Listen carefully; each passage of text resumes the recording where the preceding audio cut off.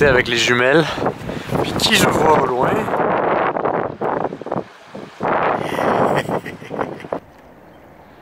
Alright, bonne soirée. Bye bye les lions de mer.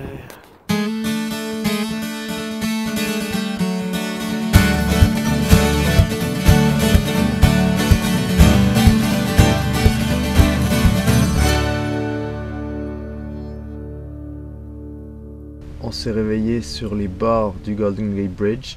Finalement, pas de problème pour dormir hier soir. Et bien là, je vais déguster mes petits pancakes vegan dont j'ai partagé la recette dans la vidéo précédente. Donc si vous ne l'avez pas vu, cliquez sur la vidéo et vous aurez la recette toute complète, détaillée de comment faire ces pancakes vegan avec un ingrédient particulier. Un ou deux ingrédients particuliers.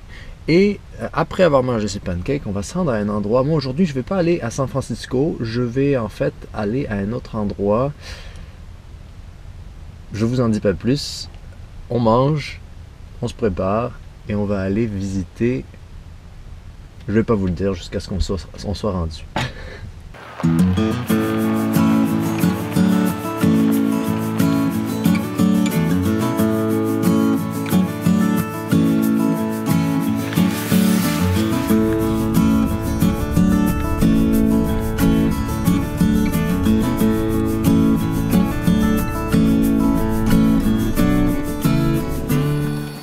Regarde ce coyote.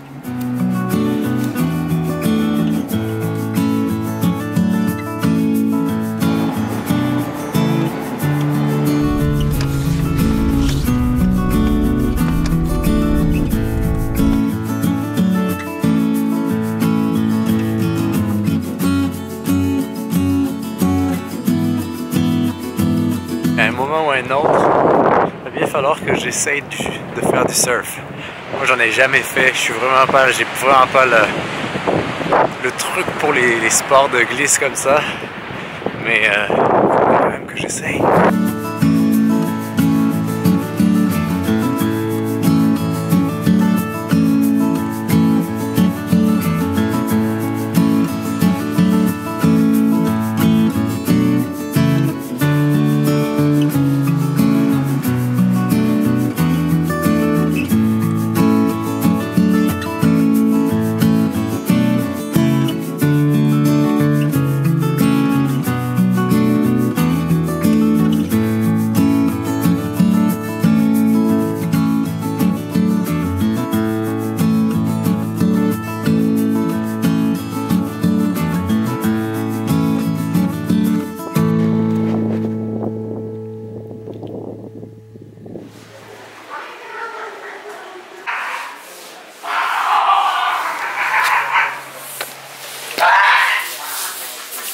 When this one turns about 7, he'll be around 2,500 pounds. Everything you see the crew's doing has been designed so that The respect there, yeah.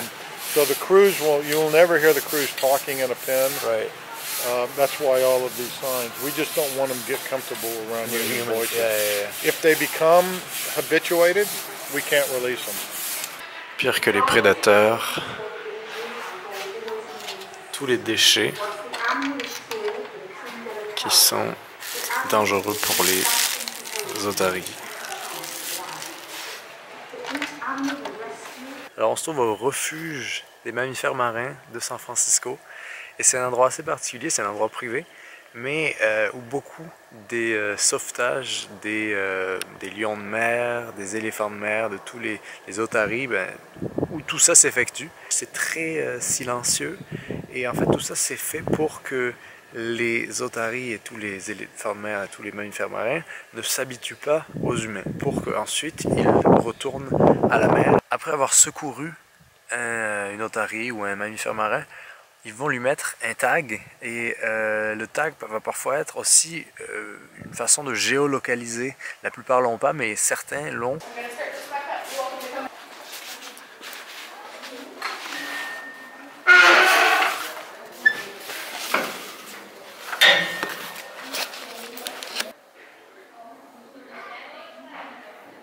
Alors derrière ces portes, ils sont en train de faire une autopsie. Alors je ne vais pas vous montrer, mais beaucoup d'otaries et de lions de mer meurent de l'acide domoïque, qui est un acide qu'on retrouve dans les algues, et ça affecte le cerveau et ça les fait être désorientés. Et donc, beaucoup de plus en plus meurent de cela, et également de cancer. Donc ici, c'est là où ils font les analyses, et derrière là, il y a toute une salle d'opération. Donc je vous épargne les détails, mais c'est vraiment très intéressant. Voilà une petite journée au centre des mammifères. C'est très petit en fait, et c'est pas un zoo. Faut pas croire que vous allez aller dans un endroit où vous allez toucher les animaux, parce que justement, le centre de recherche fait tout pour ne pas habituer les otaries et tous les mammifères qu'il sauve, pour qu'ils ne s'habituent pas aux humains, afin que quand ils retourneront dans l'océan, ils demeurent des animaux sauvages. Et ça, c'est très très intéressant, cette manière d'approcher le sauvetage animalier, en tout cas. Alors super, après les lions, après les serpents, avant les ours, voici les requins.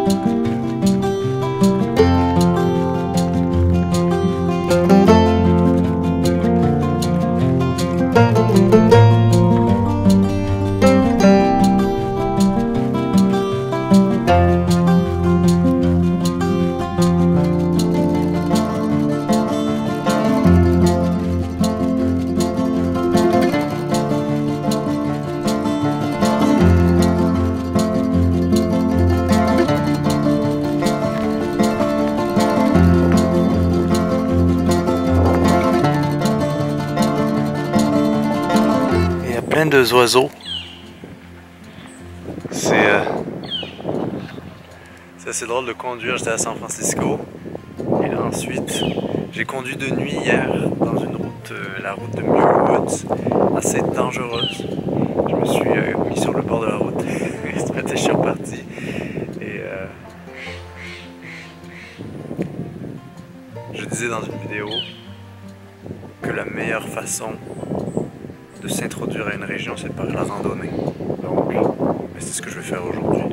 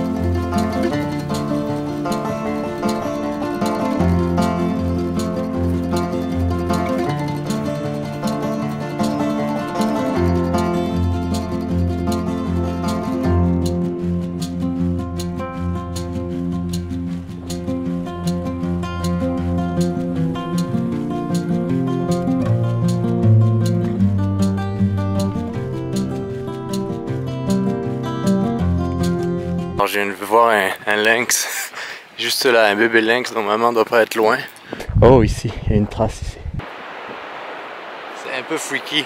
So just like don't let your kids just wander about. Yeah, yeah. They were right about around there. So. J'ai averti les jeunes avec leurs enfants, parce qu'avec les enfants c'est un truc qui est super dangereux. C'est que les chats, ça s'attaque surtout aux petits. Une des choses quand on est en rando tout seul, c'est qu'on va pas être amené trop à parler et à faire du mouvement. Donc ça marche aussi de parler à la caméra pour annoncer sa présence. Mais là c'est vraiment luxurieux. Luxurieux? Luxuriant? Je sais pas. En tout cas c'est très vert. Il y a plein de nouveaux animaux qu'on ne connaît pas qui se trouvent ici.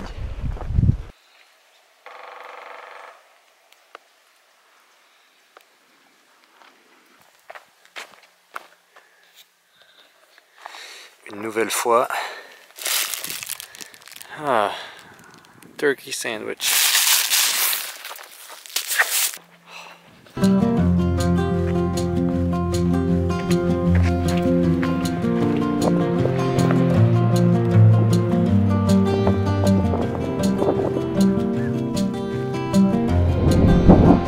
Hey, nous on était tout là-bas. Là où il y a les surfeurs.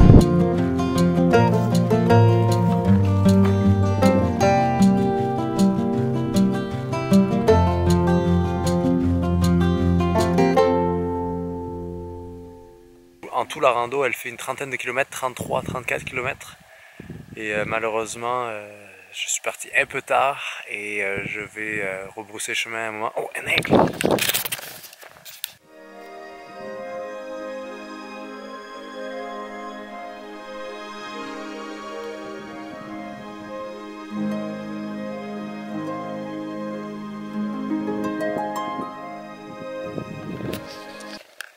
Et qu'est-ce que je disais? J'ai oublié.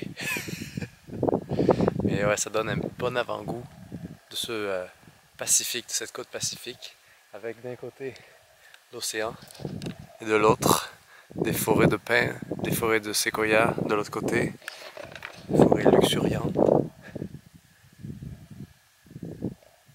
et des gros chats.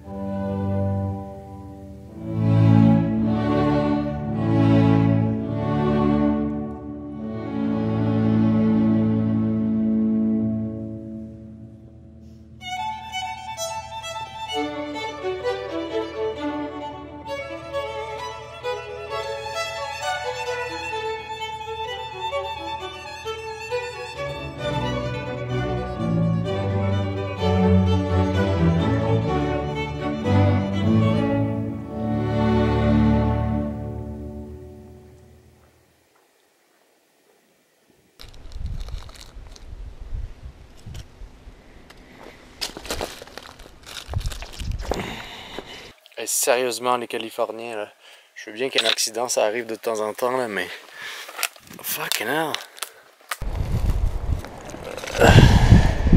Cliff. Et sérieusement, là.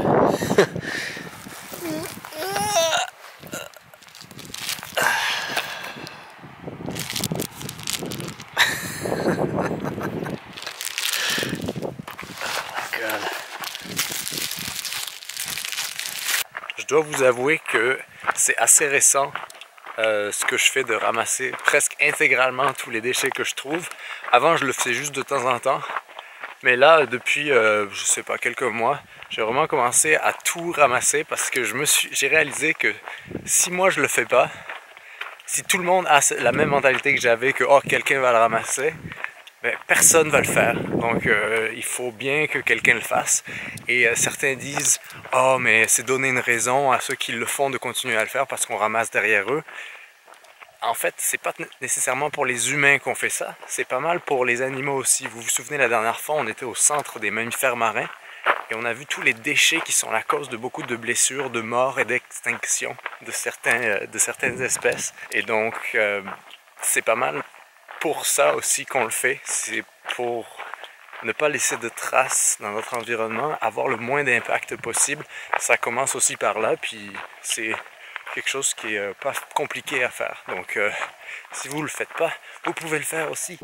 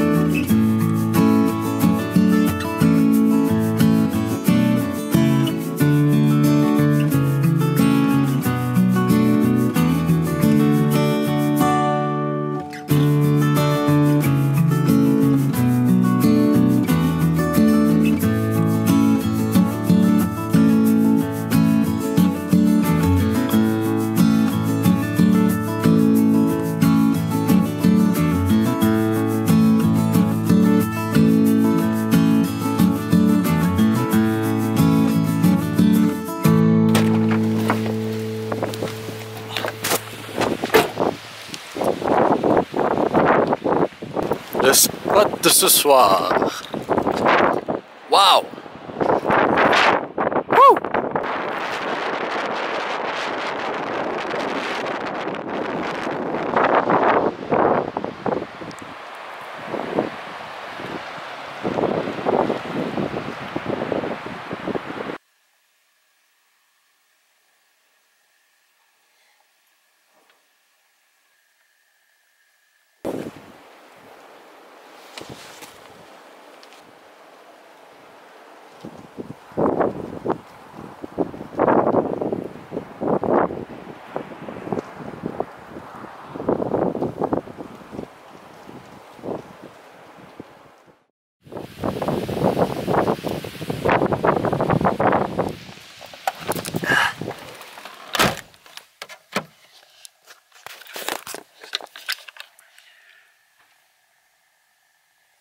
Focus, focus, focus. Il y a vraiment beaucoup de vent dehors, puis il y en avait de plus en plus au fur et à mesure que le soleil s'est couché. Là il est à peu près 10h, 10h30 du soir. Et j'ai pas réalisé que j'étais en travers du vent. Et c'est une vidéo de quelqu'un que je vous conseille de suivre, qui est très drôle et qui a une façon de partager la vie en van très différente et très unique. Je crois qu'il s'appelle Philippe, c'est la chaîne Voyage Voyage, je mettrai le lien. Et dans une de ses vidéos, il explique quelques trucs et astuces quand on est sur le bord de mer. Et il y a un des trucs que je me suis souvenu tout d'un coup, c'était de se mettre face au vent. Donc j'ai déplacé le van dans la nuit, là, genre au bord de la falaise, et je me suis réaligné en étant face au vent, le nez vers le vent. Et là tout d'un coup, ben, le fourgon ne bouge plus, et ça fait du bien. Donc merci, voyage, voyage. Et ben nous on va se coucher.